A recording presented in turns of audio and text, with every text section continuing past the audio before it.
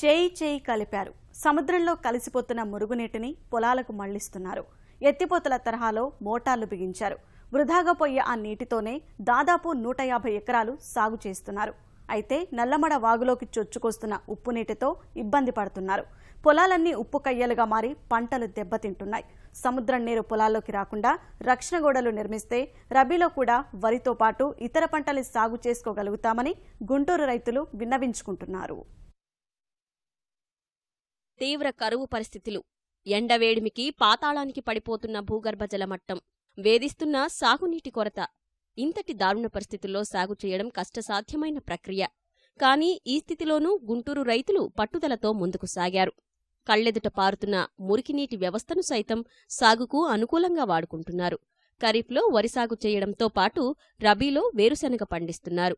ఒరిగినటువంటి సరైనటువంటి వర్షాలు పడ్డప్పుడే కాస్త ఉపయోగపడటమే కానీ ఈ వాటర్ మళ్ళీ ఉప్పు నీరు సాల్ట్ కలవటం వల్ల సేద్యానికి అనుకూలం ఉన్నట్ల ఇసుక గరువు పొలం ఉన్నటువంటి దానికి ఎక్కువగా వాటర్తో కూడినటువంటి పని ఇది. సరైనటువంటి వాటర్ సదుపాయం లేక ఒకే పంట కూడా సరిగ్గా పండట్ల వీళ్ళకి మా రైతులు అయినటువంటి వాళ్ళకి ఆ తీపి నీళ్ళు అయినటువంటి దీన్ని కట్టగానే వేయటం జరిగితే ఈ నీళ్ళు స్టాక్ అయ్యి ఈ పంట ఇంకో పంట రెండో పంట పండించుకోవచ్చు. వేరుశెనగ పండించవచ్చు, మొక్కజొన్న వేసుకోవచ్చు. సాల్ట్ వాటర్ రాకుండా అంటే ఇప్పుడు అక్కడ సప్టా ఏర్పాటు చేస్తే ప్రపోజల్ వచ్చి ఉన్నది. ఇది ఆ సప్టాగానే ఏర్పాటు చేస్తే మాకు అన్నిటికీ బాగుంటుందని ఇదిగా ఉంది. గుంటూరు జిల్లాలో నల్లమడ కాలువ, పేలి, కొల్లిమర్ల కాల్వల కింద 150 ఎకరాలను రైతులు సాగు చేస్తున్నారు. వృధాగా పోయే నీటితోనే పంటలు పండిస్తున్నారు. 1970లో చుండూరుపల్లి గ్రామస్తులు ఈ నీటితోనే పొగాకు పంటను పండించుకుని ఆదర్శంగా నిలవగా ఇప్పుడు మిగతా గ్రామాల రైతులు అదే బాటలో పయనిస్తున్నారు. అలాగే ఎత్తిపోతల ద్వారా సరుగుడు, జామాయిల్, పూలు, మొక్కజొన్న, వేరుశనగ పంటలు పండిస్తున్నారు. ఖరీఫ్ సీజన్లో ఇక్కడ వందలాది ఎకరాల్లో వరిని సాగు చేస్తున్నారు. రెండో పంటగా అపరాలు సాగు చేస్తూ ఆర్థికంగా పురోగతి సాధిస్తున్నారు. ఎత్తిపోతల పథకాల నిర్వహణ భారాన్ని రైతులే మోస్తూ పంటల్ని రక్షించుకుంటున్నారు. మరి ఇప్పుడంటే ఈ సీజన్కి మేము ఆపుకుంటాం. ఈ సీజన్కి మనకి రైతులు ఆపుకుంటారు. ఇక్కడ మేము సరుకు తోటలు కొట్టడానికి నిర్మించుకుంటాం.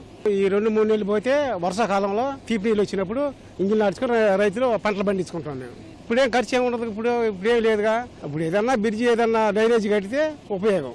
ఎట్లా అంటే అక్కడ నీళ్ళు ఆపుదలకు తెలుసుకుంటే ఆపుదలకు తెలుసుకొని నీళ్ళు ఎక్కువ డ్రైనేజ్ వదిలేసుకుంటే సరిపోద్ది. ఉప్పు నీళ్ళు మట్టుకు ఇప్పుడు ఉప్పు నీళ్ళు దేనికి పనికిరావు, సరుకు తోటకు తప్ప దేనికి పనికిరావు. ఏం చేయాలి? బ్రిడ్జి కట్టియాలి, అలా బ్రిడ్జి కట్టియాలి, డ్రైనేజీ కట్టియాలి. ఈ రైతులు ఇటు 10 వాళ్ళకే డ్రైనేజీ కట్టియాలి. మొత్తం పని దగ్గర కారం చెడు దగ్గర నుంచి వస్తున్నాయి అంటారు. ఒక వర్షం పడితే మామూలుగా బాగా వస్తాయి నీళ్లు. ఆ నీళ్లు కానీ మనం అక్కడ ముత్తాయిపల్లి దగ్గర బ్రిడ్జి కట్టి ఆపగలిగితే, మన ఎమ్మెల్సీ గారు 2-3 సార్లు మీటింగ్లు వేశారు. మీటింగ్లో మేము చెప్పాము, అవి నేను ఎటు పరిస్థితుల్లో బ్రిడ్జి కట్టిస్తాను అని చెప్పాడు. ప్రతి కూరగాయ పంట కూడా ఆ ధరని కానీ కాలువకి ఈ ధరని కానీ ప్రతి కూరగాయ పంట కూడా పండించుకోవచ్చు. అన్ని రకాలుగా రైతులకు అందరికి ఉపయోగం ఉంటుంది. దాదాపు 20-25 కూళ్ళు ఉన్నాయి.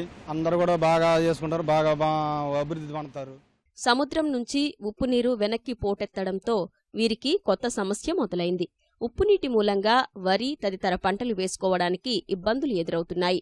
ఫలితంగా జామాయిల్, సరుగుడు తోటల్ని పెంపకం చేపట్టారు.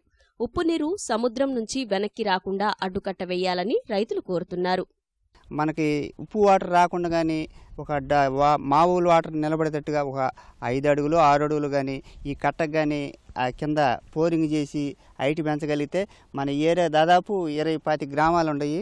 ఆ 25-30 గ్రామాలకి పశువులు నీళ్ళు తాగటకు కానీ ఇటు పొలాలకి మంచి వాటర్ వచ్చినందువల్ల కూరగాయలు కానీ వేరుశెనగ ఇప్పుడు అదర్ వేరుశెనగ కూడా పడుతున్నారు. వాటర్ బాగుండేందువల్ల అదివరకు ఈ ధరని కూడా ఉండేది.